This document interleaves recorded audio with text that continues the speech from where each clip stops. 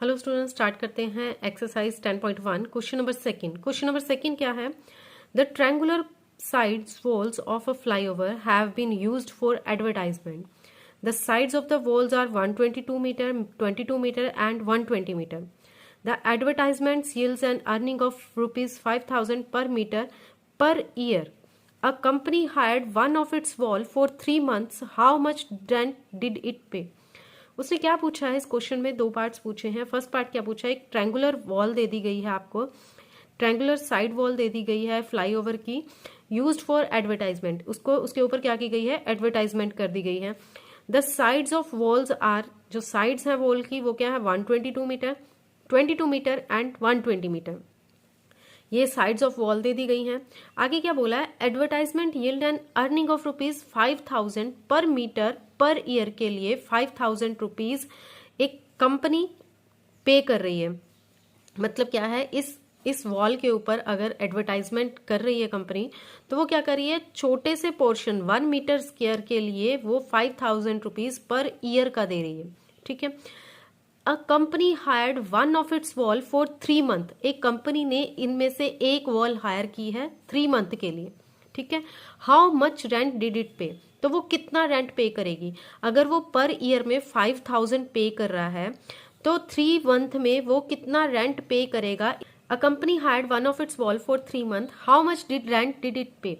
उसने बोला है कि 3 मंथ के लिए अगर कंपनी इस वॉल को हायर करती है तो वो कितना पे करेगी? 3 मंथ्स में उसे कितना पे करना पड़ेगा?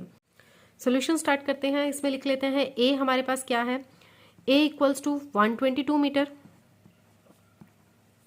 बी की वैल्यू क्या है हमारे पास? 22 metre and C is 120 metre. ठीक है, ये वैल्यूज लिख ली है हमने। अब इसके बाद क्या फाइंड करना है हमने? एस की वैल्यू फाइंड करनी है, that is semi parameter. S क्या आ जाएगा हमारे पास? A plus B plus C upon 2। A की वैल्यू क्या है? 122 plus 22 plus 120 metre divided by 2। Plus करके हमारे पास आंसर आ गया है 264 डिवाइडेड बाय 2। कैंसिल करेंगे तो हमारे पास आ गया है 132 मीटर। ये सेमी पैरामीटर आ गया हमारे पास। अब हमने फाइंड करना है area. Area of triangle formula apply करेंगे।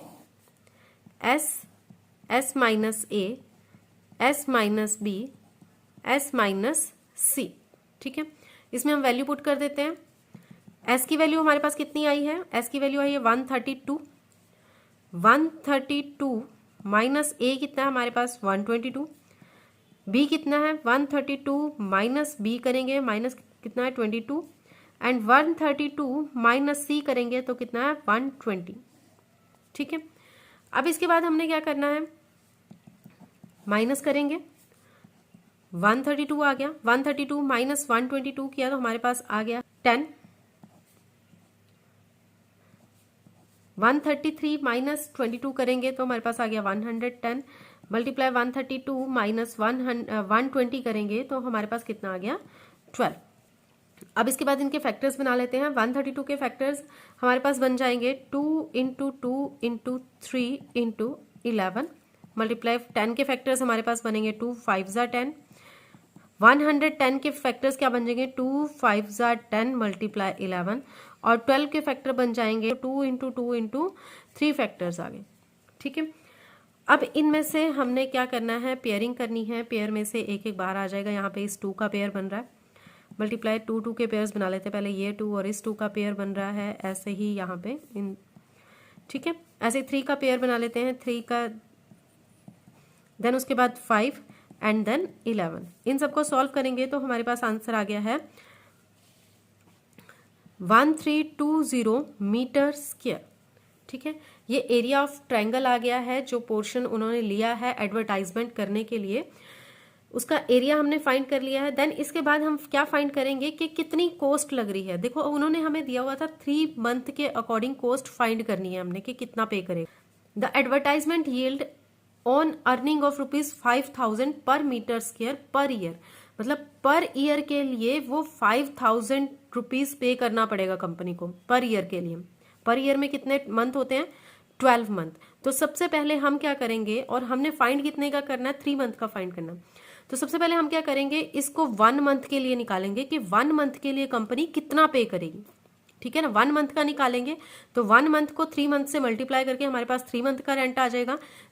टोटल एरिया के लिए कितनी कॉस्ट है तो वो हम मल्टीप्लाई करके फाइंड कर लेंगे। तो फर्स्टली पहले हम 1 मंथ का फाइंड करते हैं। सो लिख लेते हैं रेंट फॉर 12 मंथ के लिए रेंट कितना है। सो लिख लेते हैं 12 मंथ के लिए रेंट कितना है। रेंट फॉर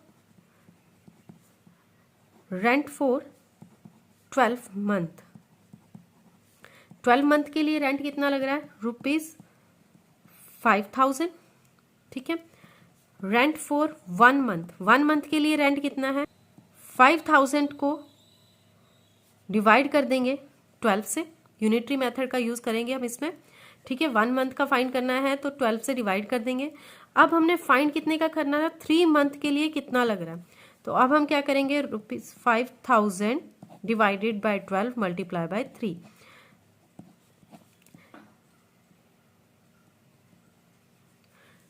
1250 रुपीज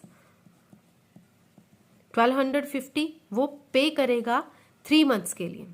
ठीक है, 3 मंथ्स के लिए पर मीटर स्क्वायर के हिसाब से, पर ₹1250 पर मीटर स्क्वायर, पर मीटर स्क्वायर के अकॉर्डिंग वो पे करेगा इतने।